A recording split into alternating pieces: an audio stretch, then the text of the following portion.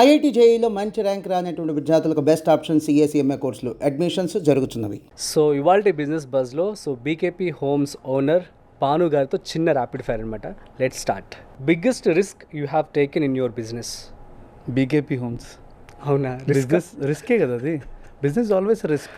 Okay, you have to come out. అది చెప్పాను కదా, you have to come out of it. అది రిస్కే 100 every day. How long అంటే ఇప్పుడు బ్రాండ్ క్రియేట్ చేసుకున్నారు, ఒక హ్యాపీగా నడుస్తుంది ప్రస్తుతానికైతే, దాన్ని you might not know what is tomorrow in your business.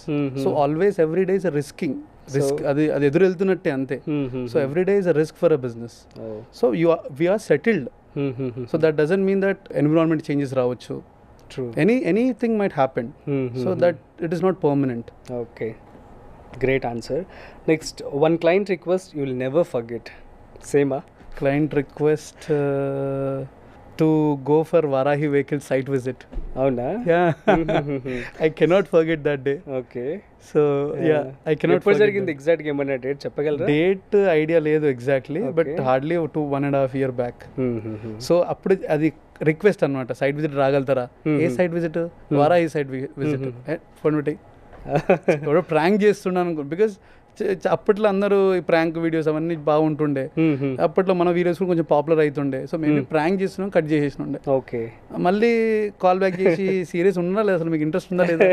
Then I said really అవునా, వెళ్దాము, సరే I will come for a site. Super super. One mistake new furniture designers often make? Lack of ideas ఉండకుండా చేసేస్తారు, తర్వాత regret అవుతారు, అరే ఇట్లా వచ్చింటే బాగుండు. They learn it.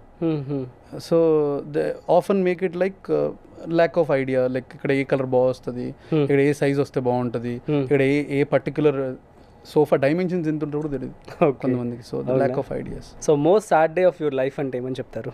Sad day basically నేను అసలు నాకు సాడ్ డేస్ అనేది ఉండదు. అవునా? I don't have. ఈ రోజు రాకూడదు లైఫ్లో అంటే నేను ఆల్రెడీ నేను షేర్ అంటే సాడ్ డే అంటే ఏంటంటే అంటే ఆల్రెడీ షేర్ చేశాను నేను.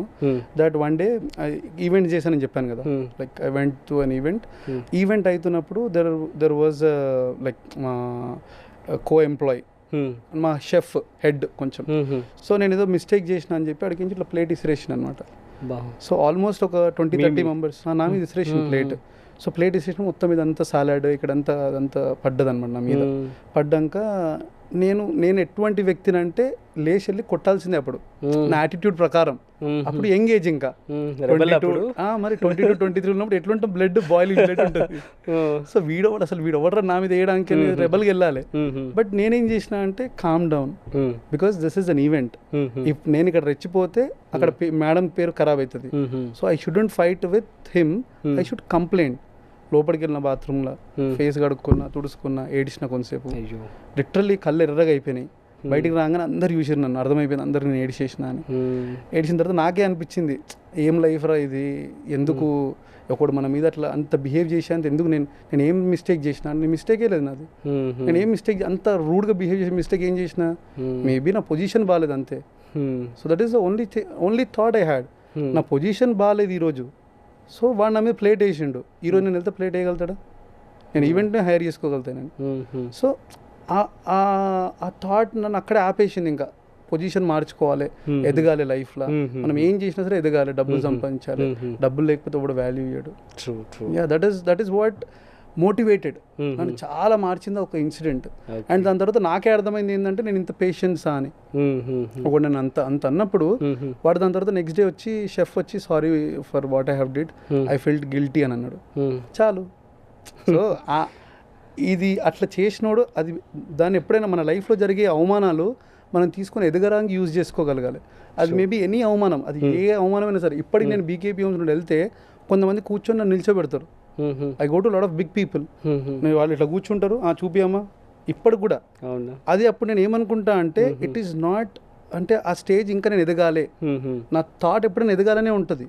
ఎవడైనా ఎంతన్నా అవమానించని నేను ఇంకా ఎదగాలని నా బ్రెయిన్ నాకు చెప్తుంటుంది. బట్ నేను వాడోడు నాకు చెప్పనికే వాడు ముంగట నేను ఎందుకు నిల్చోవాలి అని అనుకోను. I stand, I explain, I కింద కూర్చోమని కింద కూడా కూర్చుంటా. I completely do out of heart. అదేం ఏమంటారు నెగిటివ్గా తీసుకోను, దాన్ని పాజిటివ్గా మార్చుకుంటా. ఈ రోజు నాకు ఇట్లా జరిగింది, నేను ఏం చేయాలి? ఓకే, మేబీ ఇంకా ఎదగాలి, నేను ఇంకా మంచి వర్క్ చేయాలి, ఇంకా మంచి డబ్బులు సంపాదించాలి, ఇంకా నేను ఎదగగలిగితే lot of people give me respect. నేను వెళ్తే కొంతమంది కస్టమర్స్ దే విల్ వెయిట్ ఒక 4 hours 2 hours వెయిట్ చేస్తారు నాకు లంచ్ చేయడానికి. I see that love. రీసెంట్గా నేను మీ వీడియోస్ కింద ఒక కామెంట్ చదివాను. మీ ఇంటర్వ్యూస్ కావచ్చు, కామెంట్స్ కావచ్చు, కొన్ని నెగిటివ్ కామెంట్స్ వస్తూ ఉంటాయి యూజువల్లీ, సో ఎవరికైనా వస్తూ ఉంటాయి.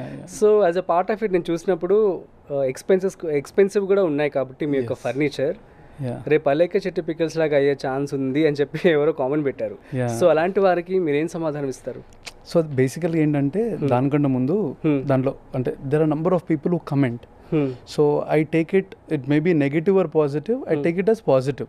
బికాస్ నా పేజ్కి వచ్చి కమెంట్ చేసిండు అని అంటే రేపు పొద్దున ఫర్నిచర్ అంటే ఇప్పుడు గుర్తొచ్చింది బీకేపీ హోమ్స్. సో అది that is I'm successful as a businessman అక్కడ first point. So next step ఏంటంటే ఇప్పుడు అలేఖ్య చెట్టి పికిల్స్లో బీకేపీ హోమ్స్ అయిపోతుంది అనడానికి there is nowhere like I always very polite to a customer, I talk very good to a customer. అంటే ఇక్కడ respect ఇచ్చి చాలా బాగా మాట్లాడుతాను నేను. ఐ నెవర్ ఎవర్ ఎప్పుడు ఏ కస్టమర్తో హార్ష్గా మాట్లాడే రోజు కూడా లేదు. సో ఇటువంటి జర్నీలో వీ కెనాట్ కంపేర్. అంటే ఇప్పుడు ఆ బిజినెస్ని ఈ బిజినెస్ని కంపేర్ చేసి మాట్లాడు అంటే దానికంటే ముందు ఏం జరిగిందంటే ఒక కమెంట్ వచ్చింది దట్ సమ్ ఒక బూత్ మాట్లాడి కమెంట్ వచ్చిన తర్వాత దాని కింద నేను ఏమన్నానంటే మీరు ఇట్లే కమెంట్ చేస్తుంటే ఇట్లే ఎదుగుతుంటా అని పెట్టాను. అంటే ఒక ఇప్పుడు మనం ఎక్కడో ఒక ఫుల్ స్టాప్ ఉండాలి కదా. ఇప్పుడు బూతులు మాట్లాడేవాడికి ఒకడు అంటే పెద్ద చాలా దారుణమైన బూతులు ఉంటాయి. అవి చదివినప్పుడు కూడా ప్రాబ్లం ఏంటంటే మళ్ళీ యూట్యూబ్లో తెలుగులో వస్తుంది, అది మా మదర్ కూడా చదువుతుంది, ఫోన్ చేసి ఏమందరూ ఇట్లా మాట్లాడుతుర్రు అని బాధపడుతుంది.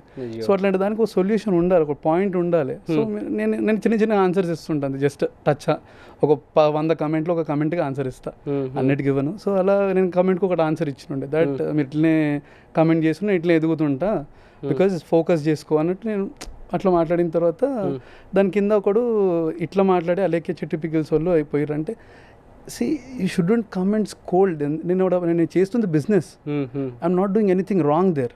సో ఎందుకు బూతులు నీకు అగేన్స్ట్ ఉన్నావా? నాకు అగేన్స్ట్ ఉంటే నువ్వు వచ్చి నన్ను చెప్పు, అది ఇప్పుడు క్వాలిటీ బాగాలేదురా అని చెప్పు, పర్లేదు. అట్లాంటి కమెంట్స్ నేను ఎప్పుడు రెస్పాండ్ కాను. మీ క్వాలిటీ బాగాలేదు అది చాలా మంది కమెంట్ చేస్తారు, I never respond for it because is not a genuine customer. Pricing ఎక్కువ, కమెంట్ టాక్ టు మీ, అదేం ప్రైస్ నేను చెప్తాను క్లారిటీగా.